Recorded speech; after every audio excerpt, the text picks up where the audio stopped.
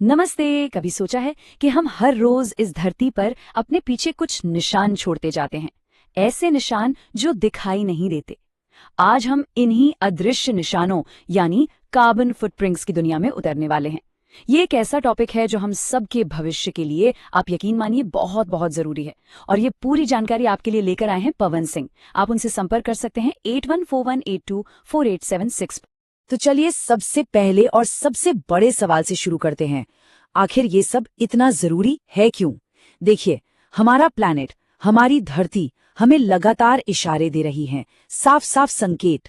और अब वक्त आ गया है कि हम इन संकेतों को सुने, उन्हें समझें, क्योंकि ये एक ग्लोबल चैलेंज है और इसका असर हम सब पर पड़ रहा है।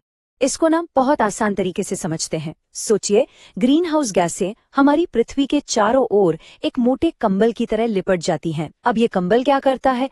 ये गर्मी को बाहर निकलने ही नहीं देता, और नतीजा ग्लोबल वार्मिंग। और इसके असर तो हम सब अपनी आंखों से देख ही रहे हैं। कहीं भयानक गर्मी पड़ रही है तो कहीं विनाशकारी बाढ़ आ रही है, और समुद्र का लेवल भी लगातार बढ़ रहा है। इसी बड़ी प्रॉब्लम से निपटने के लिए दुनिया भर के देश एक साथ आए पेरिस अग्रीमेंट के तहत, ताकि मिलकर कुछ ठोस कदम उठाए जा सकें।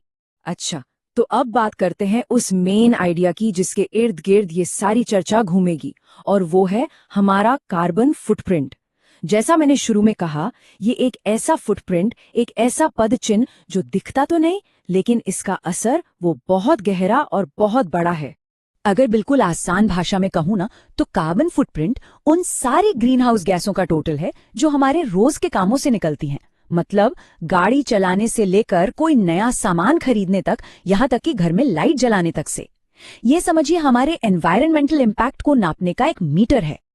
अब इस अदृश्य फुटप्रिंट्स के पीछे की असली वजह क्या है? इसमें मेन है कार्बन डाइऑक्साइड जैसी गैसें जो पेट्रोल, डीजल और कोयला जलाने से निकलती हैं, और मीथेन गैस भी, जो अक्सर खेतीबाड़ी से जुड़ी एक्टिविटी से आती है। सोचिए, हमारे खाने से लेकर हमारे सफर तक हर छोटी बड़ी चीज इन गैसों को हवा में छोड़ती है और हमारे कलेक्टिव एनवायरमेंटल बोझ को और बढ़ा देती है। तो सवाल उठता है कि भाई, ये सारी गैसें आ कहां से रही हैं? चलिए जरा और गहराई में जाकर इनके सोर्स का पता लगाते हैं। मोटे तौर पर देखें तो एमिशन के 3 बड़े एरिया हैं। सबसे पहला तो है इंडस्ट्री, मतलब बड़ी बड़ी फैक्ट्रियां जहां प्रोडक्शन होता है। दूसरा है ट्रांसपोर्ट, यानी हमारी सड़कें जिन पर लाखों गाड़ियां दौड़ती हैं। और तीसरा वो है हम और हमारी रोज की आदतें। घर से निकलने वाले कचरे से लेकर हम जो बिजली इस्तेमाल करते हैं, सब कुछ इसमें शामिल है। अब इतने सारे अलग अलग सोर्स हैं, तो इन्हें मैनेज कैसे करें? इसी के लिए एक्सपर्ट्स ने एक बहुत ही बढ़िया सिस्टम बनाया है जिसे कहते हैं स्कोप। आप इसको ऐसे समझिए जैसे 3 सर्कल हो, एक के अंदर एक। जो सबसे अंदर का सर्कल है वो है सबसे डायरेक्ट एमिशन, और जैसे जैसे हम बाहर के सर्कल की तरफ जाते हैं, एमिशन इनडायरेक्ट होता जाता है। यह सिस्टम हमें पूरी पिक्चर को समझने में बहुत हेल्प करता है। ये देखिए, ये डायग्राम उन्हीं 3 स्कोप को दिखा रहा है। बिल्कुल सेंटर में है स्कोप 1, उसके ठीक बाहर वाला घेरा है स्कोप 2, और जो सबसे बाहरी और सबसे बड़ा घेरा है वो है स्कोप 3। और ये तीसरा स्कोप ही सबसे कॉम्प्लेक्स है, क्योंकि इसमें पूरी की पूरी वैल्यू चेन आ जाती है।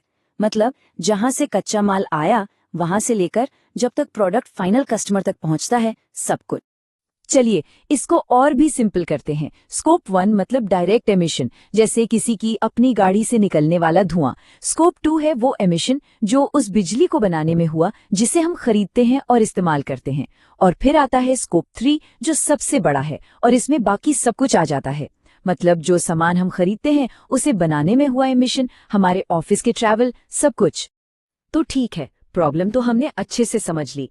अब बात करते हैं सोल्यूशन की। चलिए अब आगे बढ़ते हैं और देखते हैं कि इन एमिशंस को नापने से लेकर इन पर एक्शन लेने तक का सफर कैसा होता है।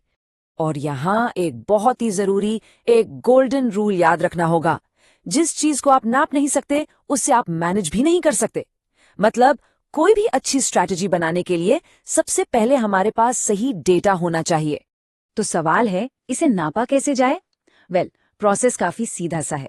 स्टेप 1, डेटा इकट्ठा करना। जैसे हमारे बिजली के बिल, गाड़ी में कितना फ्यूल लगा, ये सारी जानकारी। Step 2, calculations. कुछ खास एमिशन फैक्टर्स का इस्तेमाल करके ये पता लगाया जाता है कि इम्पैक्ट कितना है। और स्टेप 3, वेरिफिकेशन। कार्बन कैलकुलेटर और ऑडिट के जरिए ये कंफर्म किया जाता है कि सारी गिनती सही है। सबसे पहली और शायद सबसे असरदार स्ट्रैटेजी है एनर्जी ऑप्टिमाइजेशन, मतलब एनर्जी का बेहतर से बेहतर इस्तेमाल। इसके 3 मेन पिलर्स हैं। पहला, एफिशिएंसी बढ़ाना, जैसे घर के पुराने बल्ब हटाकर एलईडी लगा लेना। दूसरा, रिन्यूएबल एनर्जी अपनाना, मतलब सोलर या विंड पावर का इस्तेमाल करना। और तीसरा, एनर्जी को बचाना, एक सिंपल सी आदत जैसे कमरे से निकलते हुए लाइट बंद कर देना। दूसरी बड़ी और जरूरी स्ट्रैटेजी है वेस्ट मैनेजमेंट और सर्कुलर इकोनॉमी का कॉन्सेप्ट। यहां पर वो 3 आर काम आते हैं जिनके बारे में हम सब ने सुना है।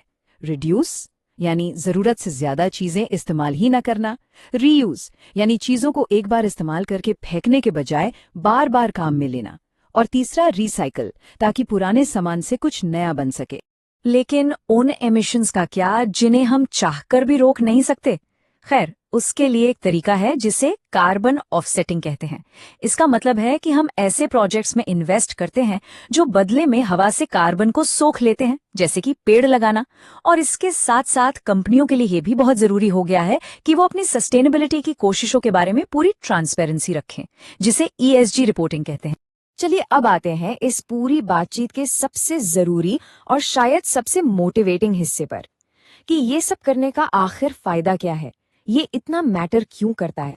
देखिए, एक बहुत बड़ा मिथ है, एक गलत फहमी है कि एमिशन कम करना या तो नामुमकिन है या फिर बहुत ही ज्यादा महंगा सौदा है। लेकिन सच इससे बिल्कुल अलग है। हकीकत तो ये है कि एमिशन कम करना पूरी तरह से प्रैक्टिकल है, इसे नापा जा सकता है और ये बिल्कुल संभव है। और इसके फायदे सिर्फ एनवायरनमेंट के लिए नहीं है, इससे कंपनियों को सीधे सीधे कॉस्ट सेविंग होती है। वो सरकारी नियमों का भी पालन कर पाते हैं, मार्केट में उनकी इमेज, उनकी रेप्यूटेशन अच्छी होती है।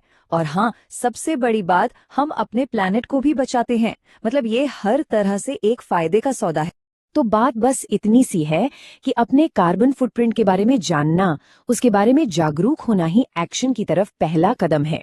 ये हम सबकी एक कलेक्टिव जिम्मेदारी है कि हम अपनी आने वाली जेनरेशंस के लिए एक बेहतर, एक सस्टेनेबल भविष्य छोड़कर जाएं।